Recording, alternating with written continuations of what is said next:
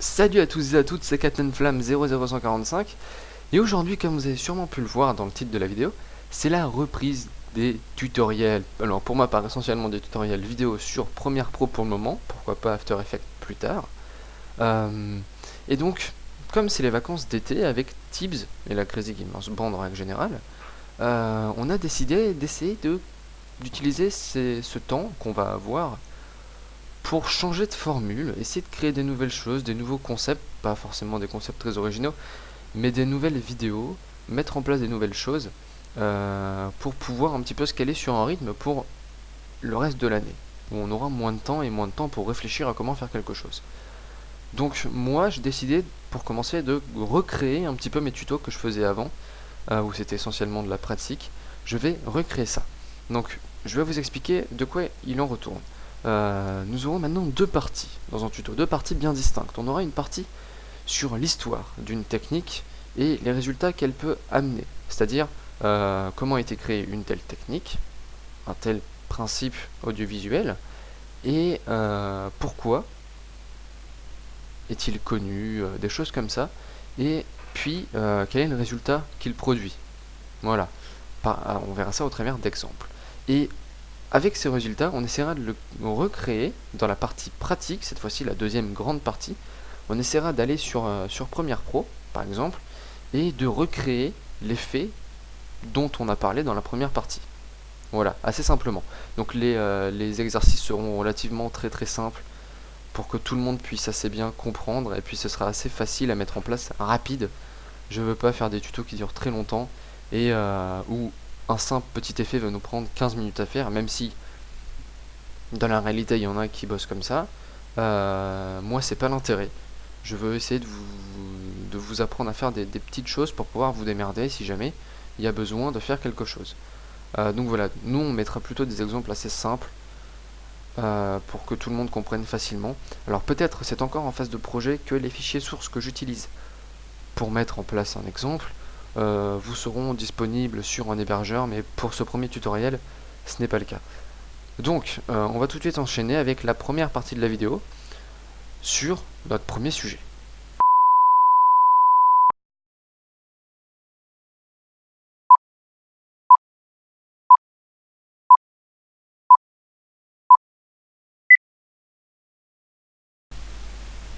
Ah, le fond vert.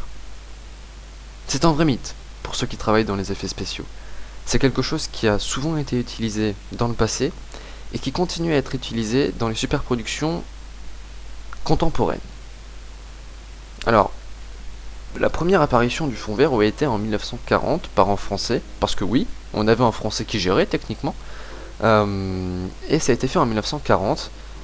Pour ceux que ça intéresse, je vous invite à aller consulter la vidéo du monde.fr, c'est une vidéo de contre-champ qui parle du fond vert, justement de l'histoire du fond vert et de sa technique. Je vous invite à aller voir ça, c'est assez intéressant, c'est plutôt bien fait, très bien fait même, et c'est accessible à tout le monde.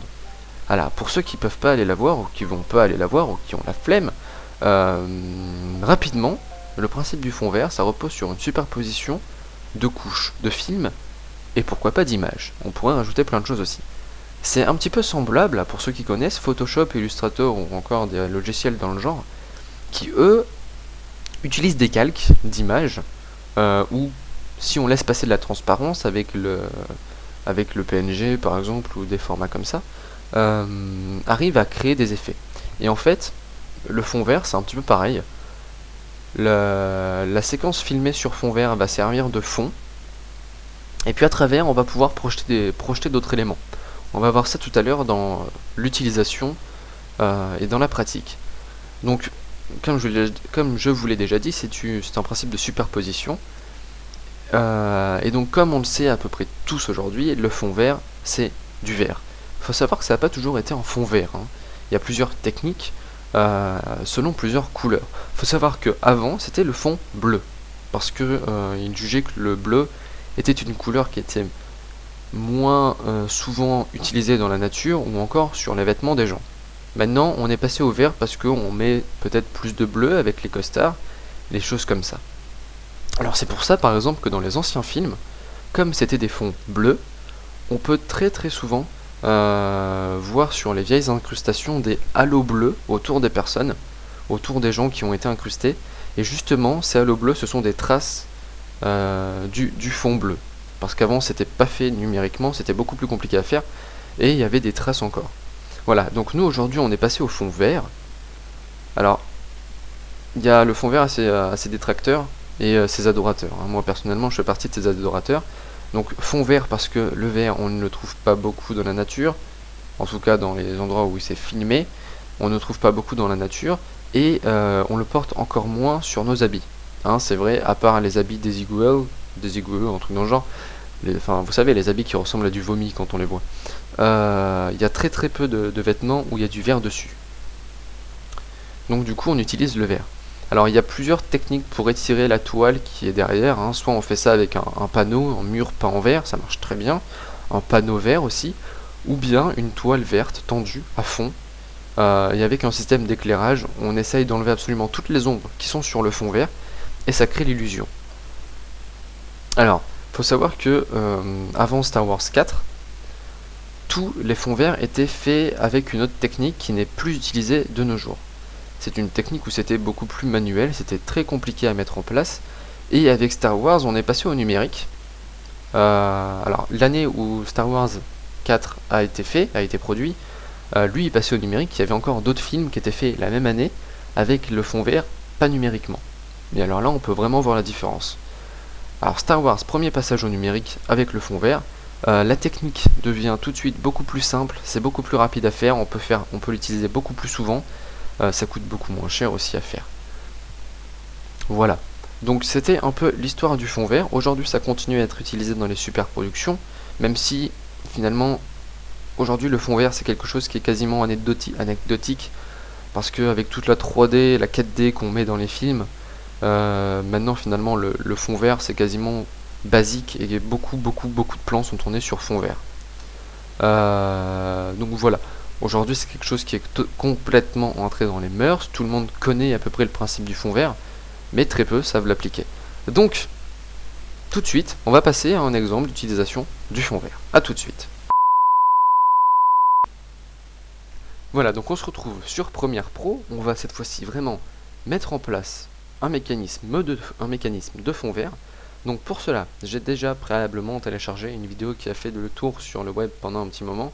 C'est une vidéo de Shia LaBeouf en train de faire un monologue, un peu de motivation. Faut savoir que cette vidéo est tirée d'une autre vidéo, où là pour le coup il fait une série d'à peu près 30 monologues sur plusieurs sujets. Bon, c'est en anglais, c'est pas très intéressant, mais là cette vidéo est très intéressante parce que elle est sur fond vert, elle a été filmée sur fond vert, ça nous assure un minimum de qualité et le fait que la vidéo devrait à peu près marcher. Sauf que comme c'est une vidéo que j'ai téléchargée moi-même sur YouTube, j'ai eu une perte de qualité,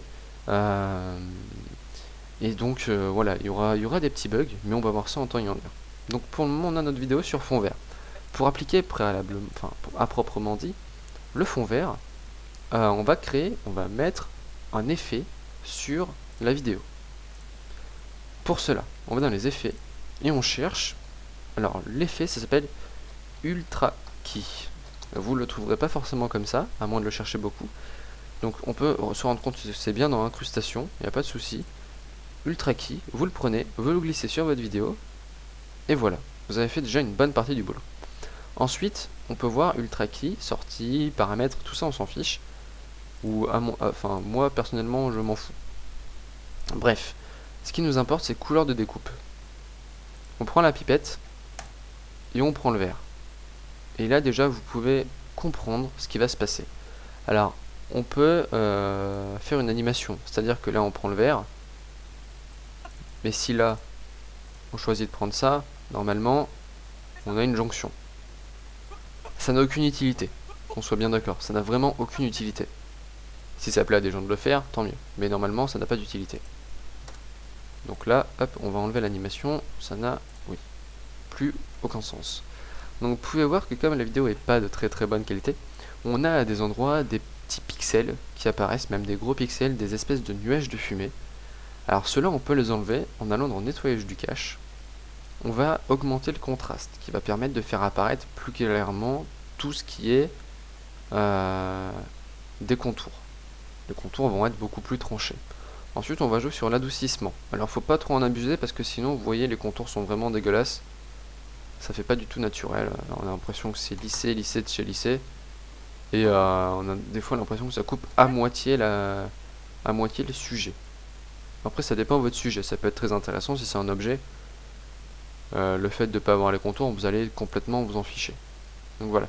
Et après, on peut jouer sur le paramètre érodé, qui permet encore de jouer. Alors là, c'est plus sur les contours, mais ça peut permettre d'ajouter des petits effets.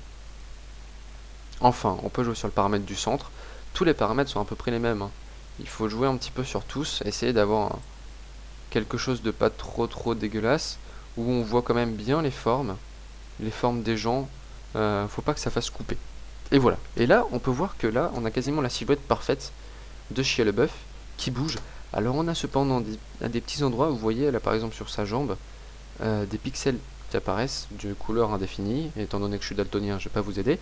Mais voilà, on a des petits bugs qui apparaissent parce que la vidéo n'est pas assez précise et l'ordinateur ne peut donc pas interpréter les pixels comme étant des pixels verts qu'il doit supprimer, ou bien en fonction du contraste, les éléments que vous avez renseignés ici, ne va pas pouvoir paramétrer tout exactement comme il le faut. Pour nous là c'est plus important, l'isolement de la personne est fait, donc on a quasiment fini le travail. Maintenant, avec le principe de superposition de calque, vous voyez que j'avais mis préalablement la vidéo de Shia LaBeouf en vidéo 2. Donc, ce qui fait qu'on avait un emplacement en vidéo 1 pour émettre quelque chose. Et on peut voir que la vidéo 1 est passée derrière la vidéo 2. Parce que la vidéo 2 c'est Shia. Et il est devant le logo Just Do It. Je sais mais ça doit être Adidas ou Nike, j'en sais vraiment rien. Au niveau des logos je suis pas calé du tout. Donc après on va sélectionner le logo, l'agrandir, vous voyez, on peut jouer, non, on va pas faire de rendu, on peut jouer, et ça marche. On a l'impression qu'il passe devant, ça marche. Donc là c'est pas assez dynamique, vous voyez, le fond est très fixe, ça passe pas, même avec une photo de l'espace, vous pouvez y aller, ça passera pas. Non, vous pouvez vraiment y aller, et bon, ça fait bizarre, on va dire. Ça se fait en effet, l'effet est là, mais c'est pas l'effet qu'on recherche. Parce que là, qu'il bouge dans l'espace, c'est pas intéressant. Do it, oui, on sait. Donc, moi, ce que je propose, c'est de mettre une vidéo derrière. Donc là, c'est un gameplay de BF, hein, j'ai pris que ça.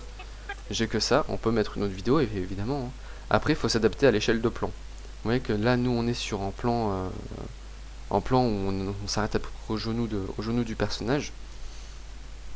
Il faut essayer de le mettre dans un plan où on va s'arrêter au genou du personnage pour qu'il ait une vraie place. Il faut faire attention à la colorimétrie, que ce soit bien au même à peu près, qu'on ait à peu près les mêmes paramètres pour créer l'illusion qu'il est dans la scène. Là, c'est pas l'objet du tutoriel, mais en tout cas, on peut voir que on a un effet, le fond bouge, tout bouge. L'effet a réussi à être créé. Donc après, par exemple, on peut très bien choisir de redimensionner un petit peu la vidéo, la mettre sur le côté, et de faire comme si c'était un talk. Vous voyez, il y a la vidéo derrière et lui il est devant et il parle de son truc. On peut jouer comme ça. Ça peut être intéressant. Il y a plein de petits trucs à faire comme ça avec le fond vert. C'est assez marrant, c'est assez facile à mettre en place. Vous avez vu, ça a pris 6 minutes et encore j'ai parlé trop longtemps. Ça normalement ça prend 3 minutes à faire, même pas. C'est assez simple et voilà, ça pourrait être sympa. D'ailleurs, on va se tenter une petite impro. On va le remettre ici. Et voilà, on va faire comme s'il se mimait. Ouais, c'est complètement pareil. Ou encore, on pourrait tenter de le mettre... Alors, tac, voilà.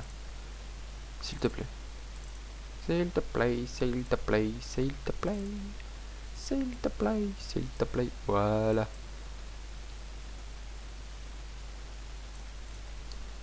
Tac, alors il n'est pas tout à fait à la même taille. On va régler ça tout de suite. Je peux pas adapter la taille de l'image. Ajuster. Bon non, il veut pas. Bon, peu importe. Bon, c'est pas bien grave. Mais du coup, on l'a 2 fois. Mais en vrai... Hop. on ne l'a qu'une fois. Vous voyez, il se superpose à lui-même. C'est comme ça que beaucoup d'effets sont faits dans la vidéo, quand par exemple on a 2 fois la même personne qui apparaît sur un instant de la vidéo, c'est qu'il y en a un qui a été tourné sur fond vert, et bim, du coup l'illusion est créée. Ou des fois, par exemple, si derrière on a un fond fixe, il suffit de mettre un personnage qui reste sur le côté droit de la vidéo, un personnage qui reste sur le côté gauche de la vidéo, et en splittant les 2 écrans, en gardant que les côtés gauche et droite de chaque vidéo, on arrive à créer l'illusion. Voilà, donc là le tuto est terminé, vous avez vu l'effet que fait un fond vert, c'est terminé. J'espère que ce petit tuto vous aura plu, la nouvelle version des tutos vous aura plu avec l'historique avant. Là l'historique a été relativement court.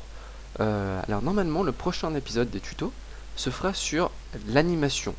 L'animation au sens assez basique, on a un élément, on le déplace dans la vue, donc sur une vidéo.